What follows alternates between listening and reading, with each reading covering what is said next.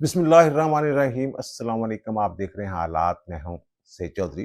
दो गैर मुल्की खवातीन के अगवा और बाजियाबी के केस की कहानी बिल्कुल ही एक नया रुख इख्तियार कर गई है। खवातीन से कितने पैसे वसूल किए गए रिहाई के एवज? क्या इस केस का खुरा जो है वो शरीफ फैमिली तक पहुंच गया है? और खवातीन की रिहाई के वक्त जब एक्सीडेंट हुआ है और खवातीन गाड़ी से निकल के भागी हैं, तो उस वक्त गाड़ी कौन चला रहा था? और क्या ये खवातीन फौरी तौर पे मुल्क छोड़ना चाहती थी?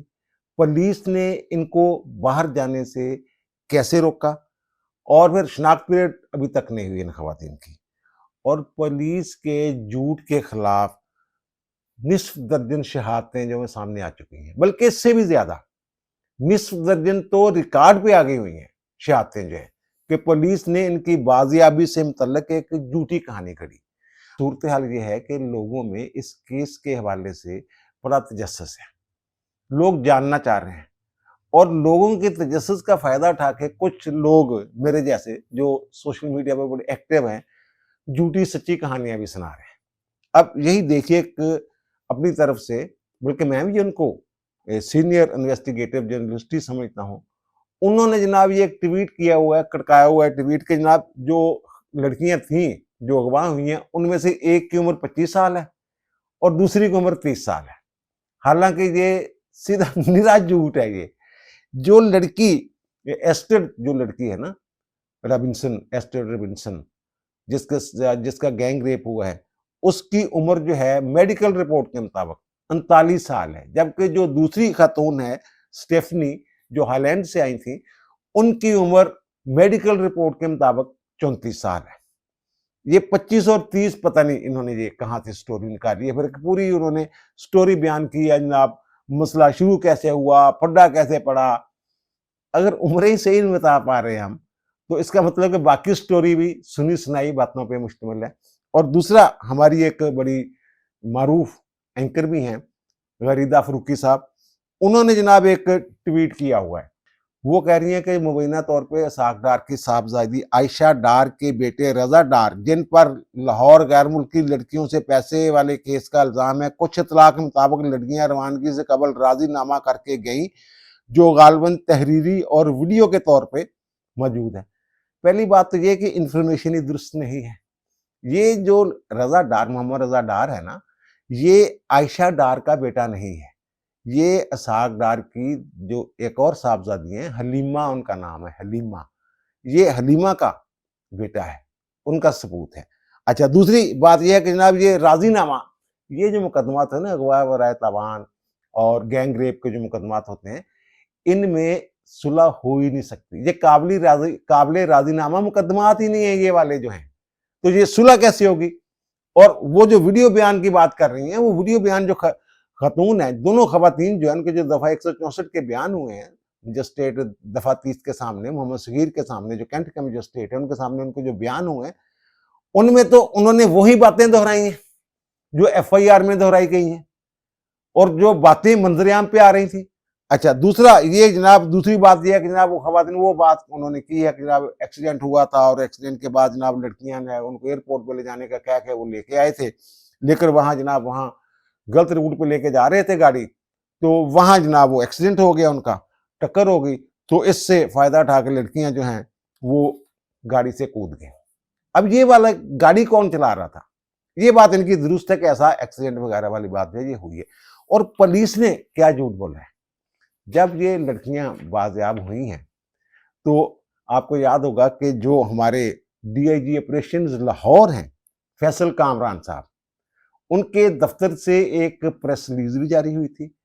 उन्होंने बीबीसी समेत मुख्तलिफ खबरसा अदारों से बात भी की थी। वो कहते हैं कि अगवा होने वाली एक लड़की के वालिद का स्पेन से पुलिस की हेल्पलाइन यानी 15 के ऊपर एक कॉल आती है और वो अपनी बेटी के अगवा के बारे में बताते हैं। वो कहते हैं जब बैरून मुल्क से ये कॉल मसूल हो तो फिर जब उसको हम फौरी तौर पर आला काम के इल्म में बुलाया जाता है और फिर वो वजीर आलम के इल्म में बुलाया जाता है। और कर जो वजीर आला पंजाब हैं, जब उन तक बात पहुंची तो उन्होंने जनाब ये हुक्म दिया कि 2 घंटे के अंदर अंदर मुलजमों को गिरफ्तार किया जाए और खवातीन को बाजियाब करवाया जाए। फिर वो कहते हैं कि कॉल करने वाले बंदे से जनाब हम राब्ता करते हैं। ये लड़कियां जो हैं अपनी मर्जी से पाकिस्तान आई हुई थी और इनको $15 लाख के लिए अगवा किया गया था। तो वो कहते हैं उसने तस्वीरें वगैरह भेजी, ये अपने वालिदैन के साथ ये राब्तों में थी। तो जनाब उन्होंने तस्वीरें वगैरह भेजी और गाड़ी की तस्वीर जिसमें इनको अगवा किया गया था वो भेजी। वो फिर हमने ट्रेस कर ली जनाब गाड़ी। जी ना पूरी कहानी, ये जो कामरान फैसल कामरान साहब इन्होंने पूरी कहानी सुनाई जनाब। ये हमने देखा गाड़ी कहाँ जा रही है, इस्लामाबाद जा रही है, सरगोदा जा रही है, इधर जा रही है, उधर जा रही है। आखिरकार जनाब हमने इनको ट्रेस कर लिया गाड़ी के नंबर प्लेट से जनाब और ये इनको बाजियाब करवा लिया। ये कहानी उन्होंने सुनाई है। बीच में मरियम नवाज शरीफ का भी जिक्र कर दिया कि उन्होंने कहा। अच्छा बाहर इसमें उन्होंने ये बताया था कि जनाब एक मुलजम जो है उसका नाम जो है मोहम्मद रजा है और मोहम्मद रजा जो मैंने अर्ज किया कि ये असाकडार के नवासे हैं। अब इसमें इस फैमिली का एक और बंदा जो है उसकी तरफ भी खुरा जा रहा है। वो बंदा कौन है आगे जाके हम बात करते हैं। पुलिस और डीआईजी ऑपरेशन फैसल कामरान साहब की झूठी कहानी का पोल कैसे खुला है, ये दो जराए से हकायक जो हैं वो सामने आए हैं कि जनाब पुलिस का तो ये कारनामा ही नहीं है, ये तो हादसाती तौर पे खवातीन रिहा हुई हैं। एक तो इस सिलसिले में जो दोनों खवातीन हैं उनका जो दफा 164 का बयान है मजिस्ट्रेट दफा 30 के सामने, और दूसरा एक डेली पाकिस्तान की वेबसाइट पे यासर शामी ने हमारे छोटे भाइयों की तरह उन्होंने ये स्टोरी ब्रेक की कि जनाब ये तो हादसा हुआ था और ये खवातीन वहां आजाद हुई थी। अच्छा बहरहाल उन्होंने वो जो सीसीटीवी फुटेज है वो कुछ उन्होंने मुझे भी क्लिप भिजवाए हैं। तो वो वहां ये आ रहे थे रिंग रोड से ये गाजी रोड के ऊपर, वो आपने देखा होगा कि अगर वहां से रिंग रोड से गाजी रोड पे हैं तो दाएं तरफ थोड़ा सा आगे जाकर ना चौक का पहला चौक उतरते ही जो पहला चौक है क्रॉस करते ना राइट साइड पे जो है वो टोयोटा एयरपोर्ट का शोरूम है और लेफ्ट साइड पे बिल्कुल शोरूम के सामने लेफ्ट साइड पे एक फिल्टर हाउस है। वहां जनाब एक गाड़ी जा रही थी, निसान गाड़ी थी, तो पीछे से आके एक गाड़ी उसको हिट करती है और सफेद हुंडई जो है वो गाड़ी पहले डिपर शिपर देते रहते हैं, वो गाड़ी जो है वो ज़ाहिर रश होता है वहां पे, वहां बिल्कुल लेफ्ट पे एक लिंक रोड भी निकलता है तो इस वजह से भी वहां थोड़ा सा रश होता है। तो वो जनाब वो हुंडई वाले ने जनाब गाड़ी जो है पीछे से ठोक दी, वो फुटेज भी उसकी मौजूद है। तो उसके बाद जनाब वो जो आगे वाली गाड़ी वाला बंदा था वो फैमिली था, उसकी बेटी थी, उसकी बेगम साथ थी, तो बंदा बाहर निकला तो जनाब वो कहते हैं कि जनाब पिछली गाड़ी से दो खवातीन जो है ना, एक अगली फ्रंट सीट पे बैठी हुई थी और एक बैक सीट पे बैठी थी पिछली सीट पे, वो दोनों जनाब बाहर निकली हैं। और वो कहते हैं कि यासर शामी तो ये कह रहा है कि ना वो खवातीन जो है उन्होंने जनाब शोर मचाना शुरू कर दिया और जमीन पे लेट गई। वो जमीन पे लेटी नहीं बल्कि जो स्टेफनी थी वो गिर गई थी, ये उसने अपने बयान में बताया है। जो खवातीन ने बयान दी उसमें ये बात सामने आई है। तो वो कहते हैं कि जनाब वो बंदा कहता है उसका वो फैमिली का भी इंटरव्यू करते हैं और वो बंदा कहता है कि ना मेरी बेगम ने देखा एक तो ये सफेद गाड़ी थी हुंडई और दूसरी जो है एक ब्लैक गाड़ी थी।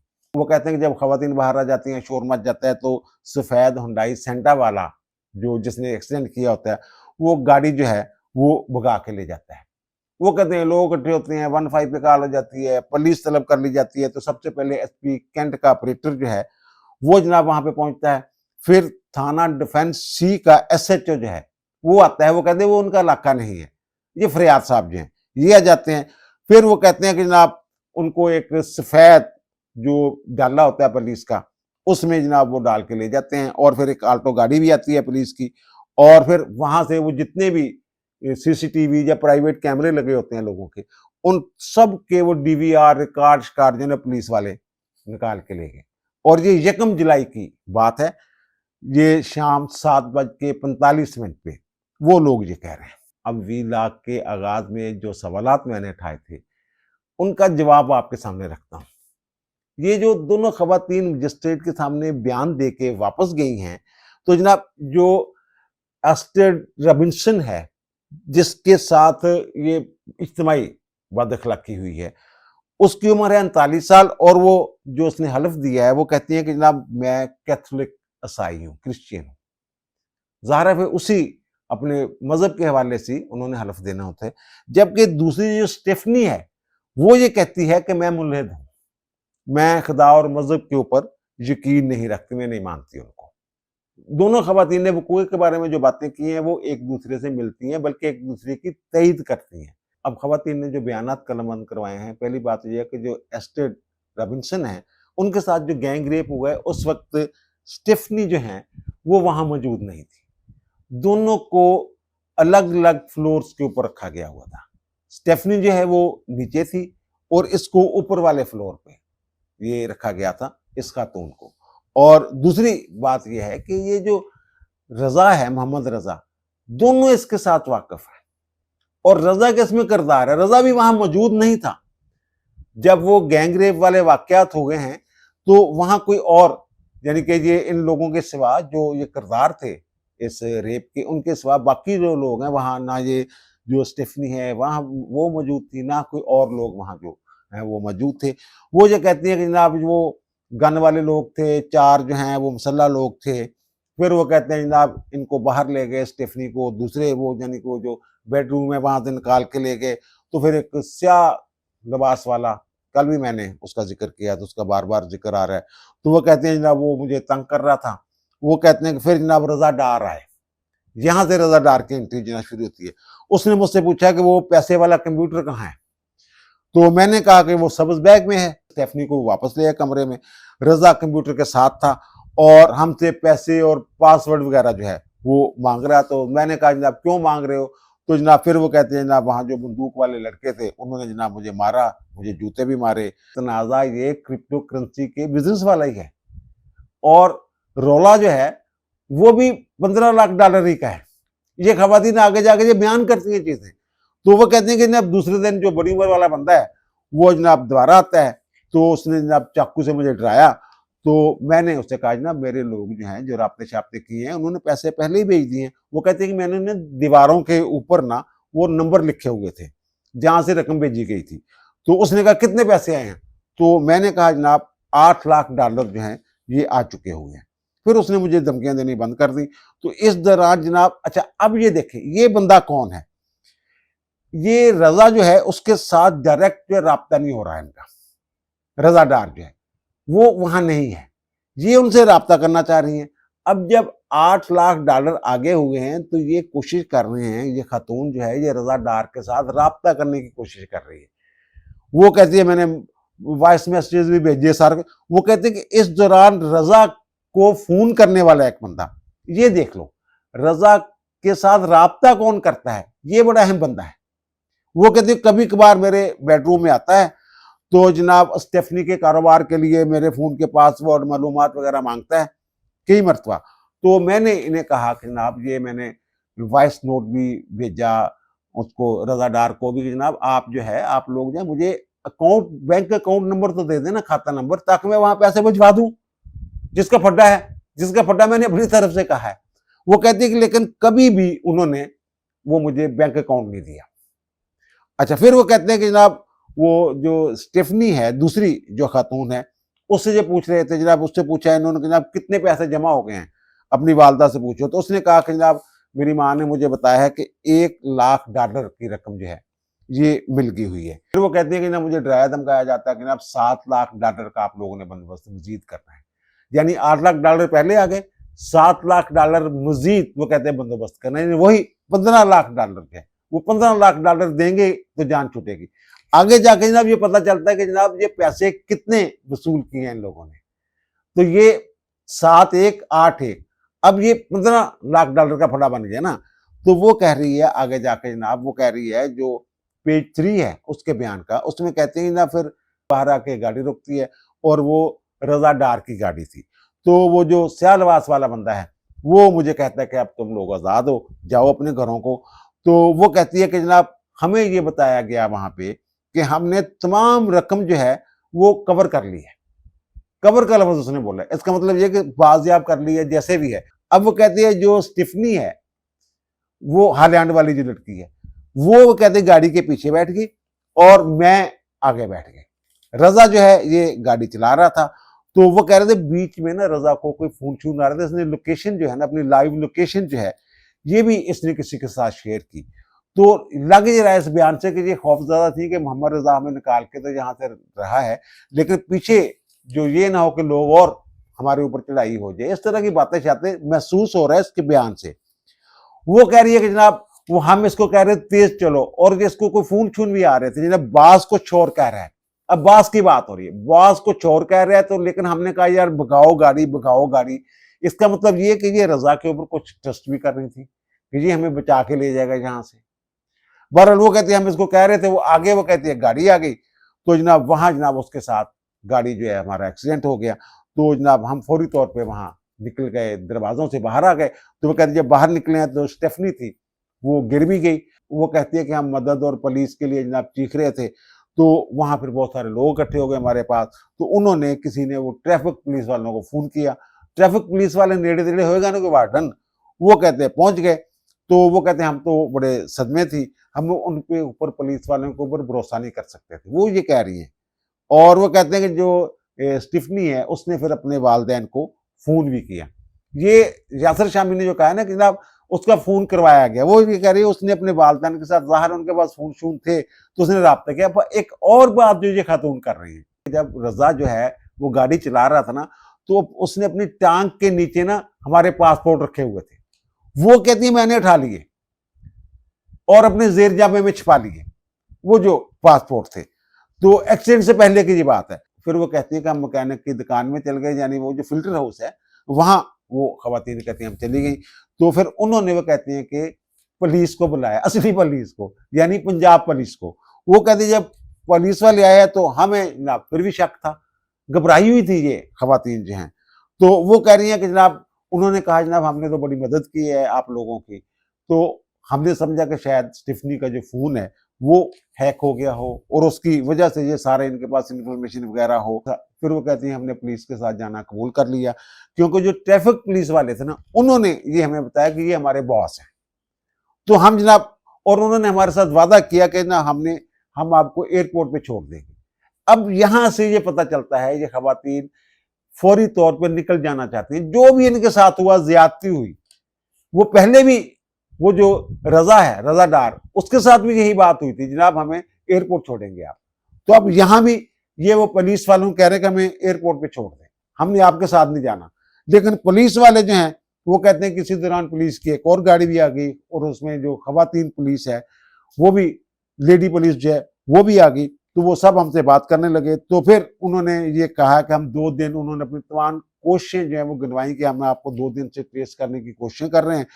तो फिर जनाब वो कहते हैं हमें ये लगा कि हम महफूज हैं। मुझे कह रही है पुलिस वाले एयरपोर्ट की तरफ हमें लेके जा रहे थे ना, तो जनाब गाड़ी जो रुक गई और पुलिस वालों ने कहा जनाब गाड़ी में मसला हो गया, और हमने समझा जनाब ये झूठ है सारा।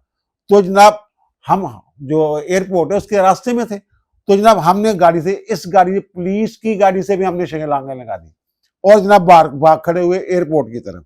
लेकिन फिर जो दूसरी पुलिस कार है वो अपने बास के साथ पहुंच गई और फिर जनाब उन्होंने अपने तफ्तीश दिखाई। अब आते हैं उस शख्स की तरफ कि मोहम्मद रजा डार से फोन पे राब्ता करने वाला शख्स कौन था। वो मोहम्मद रजा वहां नहीं होता था, वो बंदा था जो मोहम्मद रजा से फोन पे राब्ता करता था। अच्छा, वैसे वो बास वाली बात भी बता दूं, वो बास कोई कोई बहुत अहम शख्सियत नहीं थी, आम इन्हीं में से एक बंदा था जिसको जो बॉस बॉस कहते थे। और पता ये चला है कि बास साहब का पता चल गया, तो बास को जब पकड़ने गई है पुलिस, तो उसने भागने की कोशिश की, छत से छलांग लगा दी, तो उसकी सुने टांग शांग जो है वो फ्रैक्चर हो गई हुई है। और उसके अलावा 3 बंदे जो हैं कहते हैं कि और पकड़े गए हैं। ज़हारा राब्ताकारी, सहूलतकारी, अमली मदद करने वाले बहुत से लोग होंगे ना, वो 4 बंदे और पकड़े गए, यानी 8 बंदे जो है वो गिरफ्तार हुए। अच्छा, अब वो जो शख्स जो फोन पे राब्ता करवाता था उनके बारे में ये कहती हैं कि जनाब उस पे हम इब्तदाई तौर पे ना भरोसा करते थे, हम कहते थे बंदा ठीक है। अच्छा, वहां एक अंग्रेजी बोलने वाला बंदा भी था, वो कहते हैं वो ये बंदूकों वाले जो ना गनमैन वगैरह, इनसे मुख्तलिफ था बंदा, वो अंग्रेजी समझता था, अंग्रेजी में हमारे साथ बात कर। लेकिन ये जो टेलीफोन पे राब्ता करने वाला बंदा है, ये कौन है। वो कहते जनाब इस शख्स पे हम शुरू में ना, इब्तदा में इसके ऊपर भरोसा करते थे, क्योंकि हम इससे सिंगापुर में मिले थे, क्रिप्टो करेंसी का एक प्रोग्राम था वहां। और वो कहते हैं उसने फिर स्टेफनी के साथ कारोबार शुरू किया था। वो ना सिर्फ 1 दिन के लिए ना स्पेन आया था, 1 दिन के लिए, एक मरतबा वो हमसे मिलने आया था स्पेन में। तो वो कहते हैं जनाब वहां में मेरा काम किया, इसके ये वो।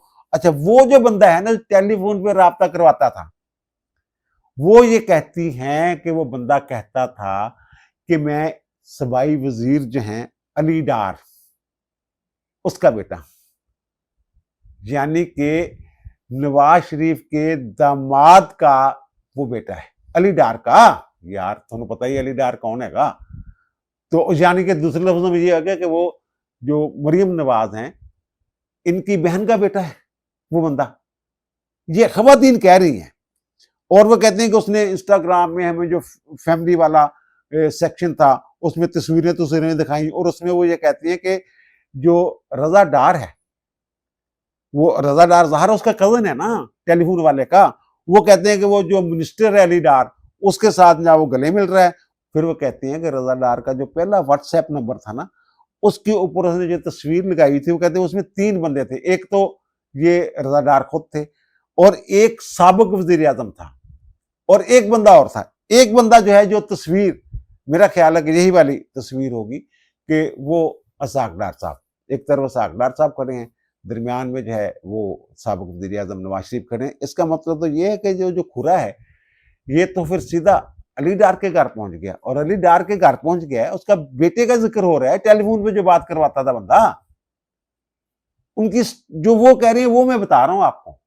फिर तो भाई ये अली डार के घर पहुंच गया, फिर तो जनाब ये मरियम की बहन के घर पहुंच गया, और फिर ये सीधा सीधा शरीफ फैमिली के तक मामला जो खुरा है ये वहां तक चला गया। अब खुलासा इसका ये है कि जनाब 15 लाख लेने थे, 15 लाख लेके लग ये रहा है, उनको छोड़ा गया, पुलिस ने कोई नहीं छुड़वाया, एक्सीडेंट हुआ, उनको रहा करने जा रहे थे, छोड़ने जा रहे थे, और खवातीन ये चाहती थी कि फौरी तौर में इस मुल्क से निकल जाएं, पुलिस वालों ने उनको रोका। खवातीन का जो बयान है इससे इस मिथ और तासर की भी वाज़े तौर पर नफी होती है कि जनाब मरियम नवाज वज़ीर आला पंजाब जो हैं वो मुलजमों को बचाना चाहती है, रजा डार को या अली डार के बेटे को, जो भी मुलजमान हैं। तो वो तो कह रही हैं हम भाग रही थी एयरपोर्ट की तरफ, हमें पुलिस ने रोका, वो तो मुल्क छोड़ना चाह रही थी। अगर वो मुल्क छोड़ जाती तो जनाब खेल खत्म, पैसा हजम, बस यही एक रिपोर्ट आनी थी ना, वो खवातीन अपने मुल्क वापस चली गई। 15 पे जो काल चाल आई थी, रिपोर्ट मुरतब हो जानी थी।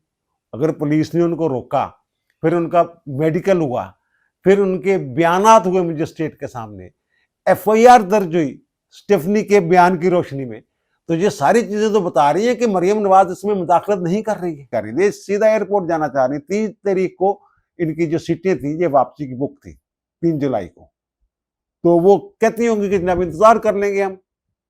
ये सारा वाक्य है, जो स्टोरी, जो डॉक्यूमेंटेड स्टोरी मैंने आपके सामने रखी है, और सवाल जो मैंने शुरू में उठाए थे उनके जवाब दिए। अब दीजिए मुझे इजाजत, इंशाल्लाह दोबारा मुलाकात होगी।